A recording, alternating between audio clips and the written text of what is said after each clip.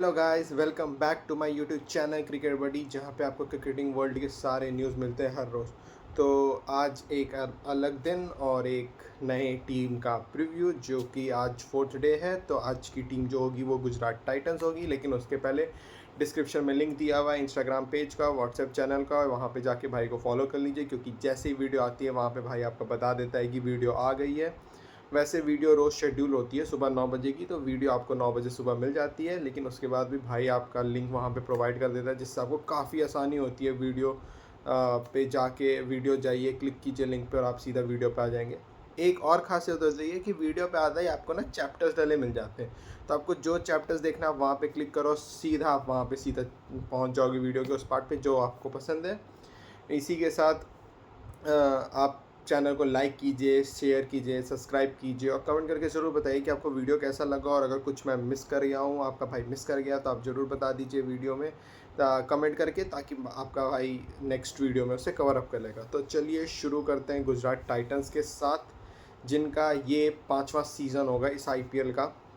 ठीक है, और गुजरात टाइटंस ने पहले 2 सीज़न्स बहुत अच्छे खेले, जहाँ पे वो इनॉग्रल सीज़न, जो उनका इनॉग्रल सीज़न था आईपीएल 2022, वहाँ पे उन्होंने ऑब्वियसली वो जीते, ट्रॉफ़ी उठाया उन्होंने हार्दिक पांड्या की कैप्टनसी में। फिर 2023 में वो फाइनल तक आए, और वो फाइनल तक आने के बाद लास्ट बॉल तक मैच में बने रहे, लेकिन उसके बाद वो रनर्स अप रहे। 2024 में बहुत ज़्यादा चीज़ें बदली गुजरात टाइटंस के लिए, क्योंकि हार्दिक पांड्या का ट्रेड हुआ, शुभमन गिल को कैप्टन बनाया गया, और शुभमन गिल ने पहला सीज़न एज अ कैप्टन था, वो बहुत अच्छा तो नहीं गया। 2024 में गुजरात टाइटंस नहीं क्वालिफाई की थी, और 2025 में अगेन उन्होंने काफ़ी अच्छा खेला। फर्स्ट हाफ बहुत अच्छा खेला, कंसिस्टेंटली खेला, लेकिन सेकेंड हाफ में अगेन वो बहुत ख़राब खेले, और जहाँ पे वो टॉप 2 में ख़त्म कर सकते थे लास्ट ईयर, वो फोर्थ पे ख़त्म किया, और उसके बाद वो ऑब्वियसली एलिमिनेटर में ही मुंबई इंडियंस ने उन्हें एलिमिनेट कर दिया। तो चलिए आप शुरू करते हैं गुजरात टाइटंस का मैच। बैटर्स पे आए तो captain Shubman Gill, Jos Buttler, Kumar Kushagra, Anuj Rawat, Tom Banton और ग्लेन फिलिप्स। अगर गुजरात टाइटंस की बात हो रही है तो ऑब्वियसली आपके दिमाग में पहला नाम जो आता है वो शुभमन गिल का ही है। तो शुभमन गिल से हम शुरू कर सकते हैं। ऑब्वियसली शुभमन गिल को बहुत कुछ प्रूव करना है इस आईपीएल सीजन में। जैसे ही आप गुजरात टाइटंस का नाम लेते हो तो सबसे पहला नाम आपको जो आता है वो उनके कैप्टन का है, शुभमन गिल। शुभमन गिल को बहुत कुछ प्रूव करना है इस आईपीएल सीज़न में, क्योंकि जो शुभमन गिल के साथ T20 टीम में हुआ वो काफ़ी ख़राब था। पहले उसे टीम से बाहर किया गया कि भाई आपको ध्यान देना है ओडीआईज और टेस्ट में, और उसके बाद जब अभिषेक और संजू अच्छा खेल रहे थे, उसके बाद शुभमन गिल को लाया गया और वाइस कैप्टन बनाया गया ताकि वो टीम में सेट हो सके, और उसके बाद उसको ऐसे वर्ल्ड कप स्क्वाड से निकाला गया। को बहुत ज़्यादा सवाल थे शुभमन गिल के स्ट्राइक रेट पे भी, और काफ़ी बहुत सारी चीज़ें थी शुभमन गिल को लेके। तो और शुभमन गिल को इस आईपीएल सीज़न में प्रूव करना होगा, ना ही just not the runs but with a good strike rate. मतलब 180 170 के नीचे तो शुभमन गिल बात ही नहीं कर सकता, क्योंकि अभी जो इंटरनेशनल क्रिकेट इंडिया खेल रही है उसमें तो भाई 180 190 हमें लगता है कि हम धीरे खेलें, लेकिन शुभमन गिल को 170 के स्ट्राइक रेट से खेलना होगा। और टू बी वेरी ऑनेस्ट वो वैसा प्लेयर है नहीं, वो थोड़ा सा एंकरिंग रोल करके खेलता है। ठीक है, तो शुभमन गिल के लिए एक ये बहुत बड़ा टास्क होगा। दूसरा टास्क ये होगा कि अब आप तीसरे साल में कैप्टनसी करने जा रहे हो, तो आपको वहाँ पे अब अपनी टीम को जिताना शुरू करना होगा। वहाँ पे अब आपको जिताना इन अ सेंस बिग टूर्नामेंट्स में आपको परफॉर्म करना होगा, क्रूशल मैच में, नॉकआउट्स में अगर टीम जाती है तो नॉकआउट्स में आपको परफॉर्म करना होगा, और captain leading from the front आपको दिखाना होगा, क्योंकि शुभमन गिल के ऊपर बहुत इस बार नज़रें रहेंगी। जो उसके साथ पिछले 3-4 महीने, पिछले 6 महीना आप उठा लो, सितंबर से लेके जनवरी तक में जो हुआ है, उसके बाद शुभमन गिल पे बहुत ज़्यादा प्रेशर रहेगा। ठीक है, उसके बाद अगर हम आगे बढ़े, जॉस बटलर। भाई मेरे हिसाब से तो जॉस बटलर को आप ओपनिंग कराओ साई सुदर्शन के साथ, और शुभमन गिल को तीसरे पे आना चाहिए, ये होना चाहिए। लेकिन गुजरात टाइटंस का जब अब उल्टा करती है कि वो सुदर्शन और गिल के साथ ओपन करती है और बटलर को 3 पे, और Buttler is the key to their success. Last year आप देखोगे जॉस बटलर पे बहुत ज़्यादा डिपेंडेंट थी टीम, और जैसे ही जॉस बटलर गया प्लेऑफ्स के लिए वो अवेलेबल नहीं हुआ था, वो अवेलेबल था ही नहीं, और वहाँ पे team all down and dusted और टीम बाहर हो गई थी वर्ल्ड कप से, सॉरी आईपीएल से। तो जॉस बटलर पे अगेन विकेट कीपर है, तो आपका ग्लव्स भी वही संभालेगा, और बहुत ज़्यादा डिपेंड करती है जॉस बटलर पे, क्योंकि अगर जल्दी विकेट गिरता है तो वो आपका पावर प्ले में भी आके उसे अच्छा करना रहता है। विकेट 10-11 ओवर तक नहीं गिरता तो आके हिटर भी बनना रहता है, और अगर विकेट्स गुच्छे में गिर गए तो एक एंकर रोल भी करना रहता है। तो all in all a total package है जॉस बटलर। और गुजरात टाइटंस अगेन होप करेगी कि जॉस बटलर जो T20 वर्ल्ड कप में फॉर्म में नहीं था वो वापस फॉर्म में आए और टीम के लिए अच्छा करे, और ऑब्वियसली टीम को पार लगाए, क्योंकि आप एक्सपेक्ट नहीं कर सकते हो सारे मैचेस जॉस बटलर से ज़्यादा जिताने के लिए, लेकिन आप एक्सपेक्ट करते हो कि ज़्यादा मैचेस जॉस बटलर आपको जिताएगा। उसके बाद कुमार कुशाग्र, अनुज रावत और टॉम बेंटन, ये तीनों मतलब इनके में विकेट कीपर ही हैं ज़्यादातर। अनुज रावत को तो तभी मौका, अनुज रावत का क्या है ना कि उसमें मौका जब भी देते हैं तो ये नीचे देते हैं, और टॉम बेंटन का तो मेरे को नहीं लग रहा है, ये बस एज अ बैकअप रखे हैं जॉस बटलर का कि इंजरी हो गया या तबीयत ख़राब हो गया तो टॉम बेंटन आ जाएगा जॉस बटलर की जगह, लाइक फॉर लाइक रिप्लेस में। फिर आता है ग्लेन फिलिप्स, ये भाई सुपरमैन है, और मुझे तो ये नहीं समझ में आता कि गुजरात टाइटंस इसे रेगुलर बेसिस पे क्यों नहीं खिलाती। मतलब हार्डली ये 3-4 मैच खेलता है पूरे सीज़न में, और ये परमानेंट प्लेयर होना चाहिए प्लेइंग 11 का या प्लेइंग 12 कह लो आप, जो गुजरात टाइटंस का है। भाई बैटिंग, बॉलिंग, फील्डिंग, और इवन आपको ये पता है ये विकेट कीपर है, डेजिग्नेटेड विकेट कीपर है ग्लेन फिलिप्स। ठीक है, तो ये चीज़ है, बट अगेन देखना पड़ेगा कि ग्लेन फिलिप्स को खिलाती है कि नहीं, क्योंकि ग्लेन फिलिप्स आपको ना एक ऑफ स्पिन ऑप्शन देगा शुरू में, आप जैसे न्यूजीलैंड यूज़ की है पूरे वर्ल्ड कप में ग्लेन फिलिप्स को। और भाई ये सुपरमैन तो है ही, अगर ये नहीं भी है प्लेइंग 11 और ये अगर 2 ओवर फील्डिंग करने आया ना तो ये 2 ओवर में ही दिखा देगा कि भाई मैं फील्ड पे आया था, मैंने ये काम किया। तो ये अगेन आप कहते हो ना जो proper 3D player 4D player कह लो आप इसको, वो वैसे ये वही बंदा है, कहीं पे भी फील्डिंग करा लो इससे, ये एकदम भाई कूद कूद के पकड़ता है बॉल, ये वो रहता है, तो बहुत अच्छा प्लेयर है। मैं तो इसे चाहता हूँ कि ये पर्सनली 14 का 14 मैचेस खेले, लेकिन अगेन कॉम्बिनेशन क्या बैठता है वो देखना होगा गुजरात टाइटंस का। उसके बाद आते हैं हम ऑलराउंडर्स पे, और एज मैनी एज 8 ऑलराउंडर्स। वैसे साई सुदर्शन को इन्होंने ऑलराउंडर कैटेगरी में डाला, मेरे को तो यही नहीं समझ में आया। निशांत सिंधु, वॉशिंगटन सुंदर, अरशद खान, साई किशोर, जयंत यादव, जेसन होल्डर, साई सुदर्शन और शाहरुख खान। अगर हम आप बात करते हैं, आज हम बात शुरू करते हैं उल्टा शाहरुख खान से।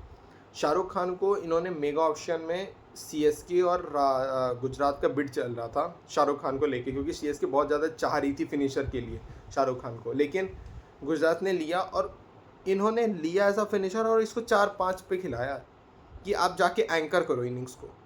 ये सीरियसली हुआ है, शाहरुख खान के साथ गुजरात ने किया है, और ये डेजिग्नेटेड फिनिशर है कोई भी टीम में रहता है। तो जब ये पंजाब में भी था शाहरुख खान तो ये डेजिग्नेटेड फिनिशर ही था, लेकिन इसको फिर जब तक गुजरात टाइटंस को समझ में आया था तो बहुत लेट हो चुका था। तो आई होप सो कि गुजरात टाइटंस इस बार शाहरुख खान का काफ़ी अच्छा इस्तेमाल करेगी और फिनिशिंग रोल के लिए रखेगी, और ये है। उसके बाद आते हैं साई सुदर्शन। अगेन मैं वही कह रहा था, साई सुदर्शन, शुभमन गिल काफ़ी लाइक टू लाइक प्लेयर हैं, वो थोड़ा ग्राउंडेड शॉट ज़्यादा खेलने पे ध्यान देते हैं, मतलब अगर है तो 10 ओवर में 80, 85 या 75 रन बनाएंगे, और उसके बाद अगेन जैसे जॉस बटलर को वो एग्रेशन लाना पड़ता है, एक्सेलरेशन लाना पड़ता है इनिंग्स में। ठीक है, साई सुदर्शन अगेन पिछले साल के IPL के परफॉर्मेंस के बाद ही टेस्ट में मौका मिला, जो कि गलत है, आप IPL को और टेस्ट को अलग रखना चाहिए, और उसके बाद तो सीधा ग्राफ नीचे गया है साई सुदर्शन का पिछले 1 साल में। तो अगेन साई सुदर्शन को प्रूव करना होगा कि क्योंकि अभी T20 आईज में साई सुदर्शन की जगह नहीं बन रही है, और बनेगी भी नहीं कहीं दूर दूर तक, क्योंकि जो स्ट्राइक रेट इस साई सुदर्शन का है, जो स्ट्राइक रेट से इंडिया खेल रही है उसमें ज़मीन आसमान का फ़र्क है। ये वही 140 145 के स्ट्राइक रेट से साई सुदर्शन का भी स्ट्राइक रेट है, लेकिन इंडिया अलग ब्रांड ऑफ क्रिकेट खेल रही है। तो Sai Sudarshan, Shubman Gill again same players, कुछ ना कुछ तो गुजरात, क्योंकि ये रिजल्ट दे रहा है इसलिए गुजरात चेंज भी नहीं कर रही। अगर हो सकता है इस साल रिजल्ट ना दे तो अगले साल से आप चेंज देख सकते हो गुजरात टाइटंस के थिंकिंग में भी। उसके बाद जेसन होल्डर, भाई ये बहुत अच्छा इंक्लूजन है जेसन होल्डर बॉलिंग के पॉइंट ऑफ व्यू से अगर आप देखोगे तो, क्योंकि गुजरात टाइटंस की बॉलिंग थोड़ा सा लास्ट में प्रेशर सिचुएशन जब हुआ था तो कोई एक एक्सपीरियंस बॉलर नहीं था इनके पास। ठीक है, मोहम्मद सिराज को छोड़ के कोई एक एक्सपीरियंस बॉलर नहीं था। तो इन्होंने बहुत अच्छा काम किया है कि इन्होंने जेसन होल्डर को लिया, जो कि एक तो ओवरसीज़ है, ऑलराउंडर है और सीमिंग ऑलराउंडर है, तो ये काफ़ी मदद करेगा। और not to forget hard hitting finisher, hard hitting batsman भी है, फिनिशर कह सकते हो, बैट्समैन कह सकते हो, ठीक है। तो जेसन होल्डर बहुत हेल्प करेगा। वहीं पे अगर आप देखोगे वॉशिंगटन सुंदर क्या खेलेगा, खेलेगा तो कहाँ खेलेगा, क्योंकि वॉशिंगटन सुंदर अगेन इसे भी आप देखते हो बहुत लोअर मिडिल ऑर्डर में आता है, लेकिन आते आते मारना सुंदर के लिए पॉसिबल तो नहीं है। जो बात सच है वो सच है कि सुंदर के लिए आते आते मारना पॉसिबल नहीं रहता है।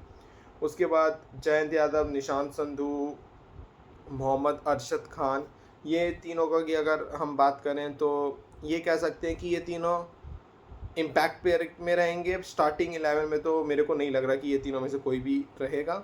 उसके बाद Sai Kishore, the find of Gujarat Titans last year.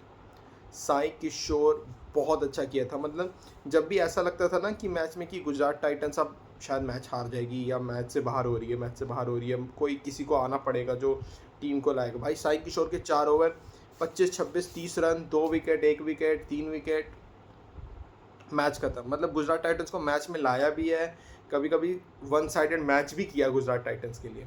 तो ये बहुत अच्छा रहा है साई किशोर। क्या पिछले साल की फॉर्म को कंटिन्यू कर पाएगा, दैट्स अ बिग क्वेश्चन, क्योंकि इस बार टीमें भी इसको पढ़ के आएंगी। तो उसको कैसे साई किशोर टैकल करता है, क्या वो इतना इफेक्टिव रहेगा, कैसे वो अपना इफेक्टिवनेस बढ़ाता है टीम के लिए, ये देखने लायक बात होगी। प्लस ऑलराउंडर कैटेगरी में तो ही कैन ऑल्सो बैट, क्योंकि एशियन गेम्स जब चाइना में हुआ था तो ये था साई किशोर। और साई किशोर ऑब्वियसली बैटिंग तो नहीं आई थी, लेकिन हाँ साई किशोर प्रॉपर मतलब बैटिंग भी कर सकता। अगर 4 बॉल में 10 चाहिए या 1 ओवर में 12 रन चाहिए, he can be that man जो गुजरात टाइटंस को अक्रॉस द लाइन ले जाए। उसके बाद भाई बॉलर्स पे जाते हैं, और बॉलर्स हैं एज मैनी एज 11 बॉलर्स, जहाँ पे कगिसो रबाडा, मोहम्मद सिराज, प्रसिद्ध कृष्णा, मानव सुधर, गुरनूर सिंह बरार, ईशांत शर्मा, अशोक शर्मा, पृथ्वीराज, लूक वुड, राहुल तेवतिया और राशिद खान। तो शुरू करते हैं राशिद खान से। भाई स्पिन डिपार्टमेंट लीड करना है राशिद खान को, और मतलब राशिद खान के लिए जितना बोला जाए कम है। बहुत अच्छा शुरू में रहा है, लेकिन पिछले 1-1.5 साल में इफेक्टिवनेस कम हुई है। टीम्स उसके हाथ को पढ़ने लगी हैं, प्लेयर्स उसके हाथ को पढ़ना चालू कर दिए हैं। इसीलिए आप देखोगे पिछले साल आईपीएल में भी 8, 8.5, 9 की इकनॉमी रही है राशिद खान की, और सेम इस साल T20 वर्ल्ड कप में भी रहा है। और जिस ग्रुप में थी अफ़गानिस्तान और जैसी पिचेस मिली थी उस हिसाब से उन्हें क्वालिफाई भी करना चाहिए था, लेकिन राशिद खान को बहुत मार पड़ी है। ठीक है, राशिद खान का इकनॉमी 8 से नीचे रेयरली आप देखोगे पिछले 1-1.5 साल में, लेकिन उसके पहले हार्डली आप देखते थे कि 7 भी टच हो रहा है राशिद खान का। एक तो इफेक्टिवनेस कम हुई है, दूसरी चीज़ विकेट भी नहीं मिल रही राशिद खान को, ठीक है। लेकिन उसके पहले 1-1.5 साल पहले आईपीएल 2025 के पहले दोनों चीज़ थी, इकनॉमी भी बहुत कम, विकेट भी और इफेक्टिव भी रहता। लेकिन अगेन राशिद खान आपका, मेरे को तो ना इनका कैटेगरी नहीं समझ में आया। राशिद खान ऑलराउंडर रहता है वैसे, ठीक है, राहुल तेवतिया ऑलराउंडर में आना चाहिए, लेकिन चलो इन्होंने बॉलिंग में डाल दिया है। तो राशिद खान अगेन, राशिद खान का ना बैटिंग में गुजरात टाइटंस को थोड़ा अच्छा यूज़ करना होगा। जहाँ पे 4 ओवर में अगर 40 चाहिए तो ये नहीं उतारते राशिद खान को, हम नहीं उतारेंगे, हम नहीं। जब 2 ओवर में 30 चाहिए तब राशिद खान को उतारते हैं। ये क्या लॉजिक है? मतलब गुजरात टाइटंस का ना थोड़ा सा थिंकिंग टैंक जो है वो थोड़ा सा है, यहाँ से तो खिसका हुआ हमको लगता है। क्योंकि जब उतारना तब राशिद खान को नहीं उतारते हो, क्यों? एकदम लास्ट तक क्यों छोड़ना मैच राशिद खान के लिए? भाई जल्दी खत्म, 19वें ओवर में मैच खत्म करो। लेकिन यही रहा है। अब जब रिजल्ट आते रहते हैं, आप प्लेऑफ्स में अगर आप उठाओ, लास्ट ईयर प्लेऑफ्स में गए थे तो सब चीज़ माफ़ हो जाती है, वो चीज़ है। उसके बाद अगर पेस बॉलर्स की बात करें तो भाई पेस बॉलर्स तो 4 टॉप नॉच पेस बॉलर्स है, top notch. Kagiso Rabada, Mohammed Siraj, Prasidh Krishna, Ishant Sharma, 4 proper fast bowler, international cricket खेले, प्रॉपर खेले, ठीक है। अब बात करते हैं कगिसो रबाडा के साथ। कोई नहीं मार सकता भाई इसको, इस बंदे को। मतलब आपको लगता है कि आप हिट कर लोगे, लेकिन रबाडा बहुत टाइट लाइन एंड लेंथ डालता है। और मेन बात है कि डेथ में बहुत अच्छे यॉर्कर्स डालता है। मतलब आपको रसल वाला यॉर्कर तो याद ही होगा, रसल को मुंह के बल गिरा दिया था कगिसो रबाडा। तो ऑब्वियसली कगिसो रबाडा लीड करेगा पेस अटैक को in the presence of Siraj, Ishant Sharma and Prasidh Krishna. लेकिन आई गेस कि अगर रबाडा सारे मैचेस खेलता है, क्योंकि ओवरसीज़ का भी देखना पड़ेगा कि इनके ओवरसीज़ कैसे बनते हैं, तो आप देख सकते हो कि रबाडा बहुत अच्छी बॉल, 1 ओवर शायद वो पावर प्ले में करे, नीचे 3 ओवर, 1 मिडिल में जैसे बुमराह का यूज़ होता है मुंबई में, और 2 ओवर डेथ में ये करे। उसके बाद मोहम्मद सिराज, भाई शुरू में अहमदाबाद में नरेंद्र मोदी स्टेडियम में सिराज का जलवा चलेगा और बहुत चलने वाला है मोहम्मद सिराज का जलवा। आप ये कह सकते हो कि मोहम्मद सिराज का जलवा चलेगा। पिछले साल भी वो अपना, वो बंदा ऐसा है कि आप उसको ना डोमेस्टिक भी खिला लो, वो अपना 200% देता है, और ये तो IPL ही है, तो ये ऑब्वियसली 200% अपना देगा। पिछले साल भी बहुत अच्छा बॉलिंग किया, पावर प्ले में बहुत अच्छे स्टैट्स हैं मोहम्मद सिराज के, और ये चीज़ वो कंटिन्यू रखेगा इस साल भी। और ऑब्वियसली 14 के 14 मैचेस खेलेगा, कोई डाउट नहीं है। इकोनॉमिकल रहता है। डेथ बॉलिंग में आप 1 ओवर से ज़्यादा मोहम्मद सिराज को नहीं दोगे, क्योंकि अभी भी डेथ बॉलिंग में थोड़ा सा टीमें डरती हैं, जो कि क्योंकि जब इनिशियल मोहम्मद सिराज था वो बहुत ज़्यादा मार खाता था डेथ में, तो अभी भी टीम्स थोड़ा, मतलब टीम जो भी टीम के लिए खेलता है वो थोड़ा सा हिचके जाती है, but still I feel that कि Mohammed Siraj will be doing बहुत अच्छा करेगा। लीडिंग विकेट टेकर्स में आप पर्पल कैप की रेस में मोहम्मद सिराज को तो ज़रूर देखोगे। उसके बाद आते हैं प्रसिद्ध कृष्णा। क्या बात करनी है भाई, इसको, ये बहुत प्रिडिक्टेबल बॉलर है, बहुत ज़्यादा प्रिडिक्टेबल बॉलर है, और पिछले साल पर्पल कैप होल्डर है। ठीक है, पिछले साल आप देख सकते हो कि पर्पल कैप होल्डर था प्रसिद्ध कृष्णा, लेकिन बहुत प्रिडिक्टेबल बॉलर है ये। मतलब स्लोवर वन डिक, क्या बोलते हैं यार, हार्ड द डिक हार्ड, क्या बोलते हैं कि वो शॉर्ट ऑफ लेंथ रखता है बॉल को, मतलब छाती पे बॉल उसकी आती है प्रसिद्ध कृष्णा की। और सरप्राइजिंगली प्रसिद्ध Krishna last year highest wicket taker था, ये बहुत बड़ा सरप्राइज था मेरे लिए, क्योंकि प्रसिद्ध कृष्णा ठीक है, चलो ठीक है तो है, वरना जब मार खाना शुरू करता है तो आपको याद होगा इंग्लैंड में गया था टेस्ट सीरीज, भाई बंदा 4 की इकनॉमी से टेस्ट सीरीज में, 4-5 की इकनॉमी से टेस्ट सीरीज में खाता था, जबकि इस T20 में भी इसका 4-5-5-6 का इकनॉमी रहा है प्रसिद्ध कृष्णा का। IPL की बात कर रहा हूँ, ठीक है, तो वो चीज़ है। तो देखने लायक होगा प्रसिद्ध कृष्णा कैसे क्या करता है, क्योंकि बहुत अनप्रिडिक्टेबल बॉलर है भाई। ये बंदा बिना फॉर्मेट देखे 6 की इकनॉमी से मार खाता है, बिना फॉर्मेट देखे। T20 में 6 की इकनॉमी बहुत अच्छी हो जाती है, टेस्ट और ODI में वो वर्स्ट हो जाती है। उसके बाद आप ईशांत शर्मा, अगेन ईशांत शर्मा क्या खेलेगा, 4 और pacers plus Jason holder plus Rashid Khan, इतने पेसर्स के साथ क्या गुजरात जाएगी, ये देखने लायक है। मैं ईशांत शर्मा को प्लेइंग 11 में, अगेन स्टार्टिंग 11 स्टार्टिंग 12 अब जो कह लो अपने कन्वीनियंस से, उसमें तो नहीं देख रहा हूँ ईशांत शर्मा को, लेकिन अगेन जब वो खेलेगा तो ऑब्वियसली शुरू में ही उसको करा दो, क्योंकि डेथ में तो भाई आप अपने रिस्क पे कराओगे ईशांत शर्मा को बॉलिंग। बाकी काफ़ी एक्सपीरियंस बॉलर है, काफ़ी एक्सपीरियंस है, 100+ टेस्ट मैचेस इंडिया के लिए खेलने का है, और ODI में भी खेला है, T20 में भी खेला है, तो Ishant Sharma I hope so कि अच्छा करे। उसके बाद आता है राहुल तेवतिया। भाई ये बंदा खेलेगा, एक बार के लिए शुभमन गिल ड्रॉप हो जाए लेकिन राहुल तेवतिया नहीं ड्रॉप होगा, और राहुल तेवतिया को अगेन वही 2 बॉल में 12, 3 बॉल में 18 वाला काम ही करना रहता है।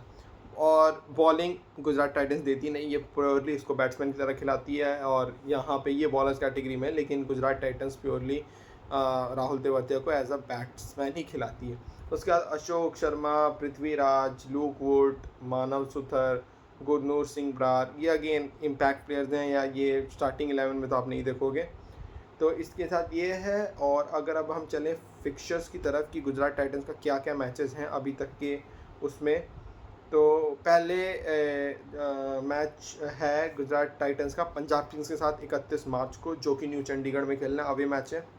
उसके बाद गुजरात टाइटंस का 4 में से 3 अवे मैचेस है, और अगर इसमें से कोई भी 2, अगर ये पहले 4 में से 2 जीत रही है या 3 जीत रही है, मतलब अगर मैं ये मान के चल रहा हूँ कि आप होम मैच जीत रहे हो, उसके 3 के अलावा जो अवे है अगर 2 जीत रही है, तो गुजरात टाइटंस बहुत अच्छे जगह पे अपने आप को पाएगी पहले 4 मैचेस के बाद, ठीक है। फिर उसके बाद 4 अप्रैल को अहमदाबाद में राजस्थान रॉयल्स को फेस करना है गुजरात टाइटंस को। फिर 8 तारीख को दिल्ली कैपिटल्स के साथ मैच है अरुण जेटली स्टेडियम दिल्ली में, और उसके बाद लखनऊ सुपर जायंट्स के साथ लखनऊ में 12 अप्रैल को मैच है।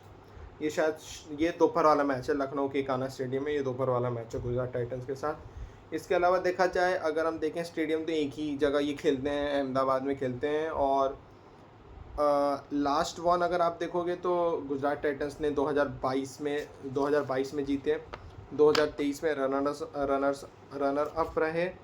2024 बहुत बेकार गया। अगेन 2025 में इन्होंने अच्छा किया और प्लेऑफ्स तक क्वालिफाई किया ये। ठीक है, कहाँ ख़त्म कर सकती है गुजरात टाइटंस? सबसे बड़ा क्वेश्चन यही रहेगा कि गुजरात टाइटंस को आप कहाँ देख रहे हो इस पॉइंट्स टेबल में। देखो, गुजरात टाइटंस एक ऐसी टीम है ना जो कि आप कहोगे ना न्यूजीलैंड है आईपीएल की। क्योंकि न्यूजीलैंड का क्या होता है, आप न्यूजीलैंड को कभी लेते ही नहीं हो कि अच्छा ये जब कोई भी आईसीसी टूर्नामेंट चालू होता है ना, तो ये न्यूजीलैंड वाले ठीक है आए हैं, खेलेंगे शांति से, खेल वेल के ये फाइनल सेमीफाइनल नॉकआउट तक चले जाते हैं न्यूजीलैंड। गुजरात टाइटंस का भी यही है, बस एक सीज़न ख़राब गया है 2024 का, उसके अलावा गुजरात टाइटंस का कोई सीज़न नहीं ख़राब गया है। वो 3 बार क्वालिफाई की है प्लेऑफ्स के लिए। ठीक है, और पिछले साल भी गुजरात टाइटंस की यही टीम थी कि ठीक है यार, हो जाएगा क्वालिफाई, हो गए तो हो गए, नहीं हुए तो नहीं हुए, ऐसा था। ठीक है, लेकिन गुजरात टाइटंस बहुत अच्छा खेली है। और कहाँ पे मैं देख रहा हूँ, मैं गुजरात टाइटंस के अगर देखूँ इनके स्क्वाड को लेके 4th 5th, मैं 4th 5th कहूँगा। बहुत क्लोज है, क्योंकि मैंने पंजाब किंग्स को भी टॉप 4 में रखा हुआ है, और अगर मैं गुजरात टाइटंस को भी रख रहा हूँ तो 4th 5th पे रहेगा। बहुत एज रहेगा गुजरात टाइटंस अगेन, क्योंकि लास्ट ईयर भी आप देखो तो ऐसे ही क्वालिफाई किए थे वो। ठीक है, तो मैं 4th 5th पे रख रहा हूँ गुजरात टाइटंस को कि 4th या 5th पे ख़त्म करेगी। अब अगर हम बात करें स्ट्रेंथ्स की, स्ट्रेंथ इनकी अगेन बैटिंग ही होने वाली है। गुजरात टाइटंस की बैटिंग हमेशा से स्ट्रेंथ रही है और वही रहेगी भी स्ट्रेंथ। ठीक है, स्ट्रेंथ बैटिंग भी है और इनकी बॉलिंग भी काफ़ी है। इनके पास बॉलर्स भी बहुत अच्छे हैं स्ट्रेंथ में, कि बॉलर्स काफ़ी क्वालिटी बॉलर्स हैं। पेस अटैक अच्छा है इनका, तो पेस अटैक प्लस बैट्समैन काफ़ी अच्छे हैं, तो आप ये कह सकते हो कि काफ़ी अच्छा। और वीकनेस पे आप बात करते हैं, वीकनेस में अगर आप देखोगे तो स्पिनर्स भी अच्छे हैं इनके पास। वीकनेस से पहले मैं अगर स्ट्रेंथ की बात करूँ, स्पिनर्स भी अच्छे हैं, राशिद खान है, साई सुदर्शन है, तो वीकनेस कहाँ है इनकी? सबसे बड़ा क्वेश्चन ही आता है ना फिर, वीकनेस कहाँ है इनके? बैट्समैन का स्ट्राइक रेट, ओपनर्स का। डेजिग्नेटेड फिनिशर्स नहीं है इनके पास। राशिद खान ऑलराउंडर है, राहुल तेवतिया ऑलराउंडर है, डेजिग्नेटेड फिनिशर मिसिंग है, और ये चीज़ हर्ट कर सकती है। जहाँ पे आप चाहते हो कि 15-20 रन आप एक्स्ट्रा क्वेश्चन दो अपने बॉलर्स को, वहाँ पे गुजरात टाइटंस मार खाती है। अगर इनके शुरू के अगर टॉप 3 में से कोई अगर नहीं खेल रहा 18वें ओवर में, तो दिक्कत है, क्योंकि ये बहुत ज़्यादा रिजिड रहते हैं अपने बैटिंग ऑर्डर को लेकर, कि वो राशिद को ऊपर भेजते ही नहीं है, तेवतिया को ऊपर भेजते ही नहीं है। तो मेरे हिसाब से ये एक वीकनेस हो सकती है। उसके अलावा एज सच तो और कुछ नहीं है। और इसी के साथ अगर और कुछ आपका भाई, अच्छा हाँ, प्लेइंग 11 बनानी थी, प्लेइंग 11 तो मैं भूल ही गया। तो भाई कैसे हो गया, गिल हो गया, सुदर्शन हो गया, बटलर हो गया। ठीक है, मैं फ़िलिप्स को रखूँगा, मैं ऊपर नीचे कर लूँगा लेकिन मैं फ़िलिप्स को ज़रूर रखूँगा। ठीक है, फिर आप रख लो शाहरुख खान को। ठीक है, सुंदर रख लो आप। ये 2 हो गए ना ओवरसीज़, हाँ, सुंदर हो गया, साई किशोर। ठीक है, उसके बाद राशिद खान, राशिद खान को आप खिलाओगे ही खिलाओगे। ठीक है, रबाडा, सिराज, कृष्णा, कितने हो गए, 6 8 10, कृष्णा, और आप यहाँ पे अब तेवतिया या ईशान शर्मा में से किसी एक का ही चांस बनेगा। क्योंकि अगर आप देखोगे ना, सुंदर को आप 4 पे खिला सकते हो, और फिलिप्स को 5 पे करके, या SRK को, शाहरुख खान को 5 पे करके, फिलिप्स को 6, राशिद, फिर अगर ये तेवतिया के साथ चले जाते हैं ना, ये तेवतिया के साथ चले जाएंगे। इम्पैक्ट प्लेयर में आप देख सकते हो कि प्रसिद्ध कृष्णा आ रहा है in place of Shahrukh Khan और साई सुदर्शन। ठीक है, तो इनकी प्लेइंग 11 बहुत सॉर्टेड है, इनकी प्लेइंग 11 काफ़ी सही लग रही है। 1-2 जगह चेंजेस है। अगेन जेसन होल्डर नहीं है स्टार्टिंग, अगर जेसन होल्डर खिलाना है तो इसका मतलब ग्लेन फिलिप्स, हाँ, ग्लेन फिलिप्स को आप बाहर कर रहे हो। ठीक है, ऑब्वियसली सुंदर को आप नहीं, अभी मतलब आप देखो सुंदर नहीं है, नहीं, अच्छा सुंदर तो है, सॉरी, हाँ सुंदर है। जेसन होल्डर, ग्लेन फिलिप्स में आप ये कर सकते हो कि या तो जेसन होल्डर खेल जाएगा या तो ग्लेन फिलिप्स खेल जाएगा। बाकी देखने लायक होगा कि ये कितने पेसर्स के साथ जाते हैं, क्योंकि 3 पेसर्स तो ये कहीं नहीं जा रहे।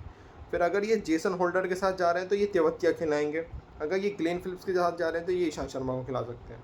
ठीक है, तो ये चीज़ रहेगा ऑल इन ऑल। तो ये है गुजरात टाइटंस का प्रीव्यू। मेरे अकॉर्डिंग ये टीम 4th या 5th पे ख़त्म कर सकती है, बहुत क्लोज जाएगी प्लेऑफ्स के लिए, लेकिन अब क्वालिफाई करेगी कि नहीं करेगी ये तो वक्त बताएगा। इसी के साथ thank you so much for watching this video. Do like, comment, share and subscribe the channel, और वीडियो के नीचे कमेंट करके ज़रूर बताइए कि आपको वीडियो कैसा लगा। उसके अलावा इंस्टाग्राम का लिंक और डिस्क्रिप्शन में इंस्टाग्राम का लिंक और व्हाट्सएप का लिंक दिया हुआ है, जाके फॉलो कर लीजिए वहाँ पे, क्योंकि भाई आपको तुरंत बता देता है जैसे ही वीडियो आती है, आपका भाई वहाँ पे बता देता है कि वीडियो आ गई है।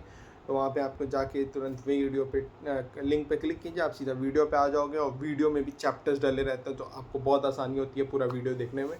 Thank you so much.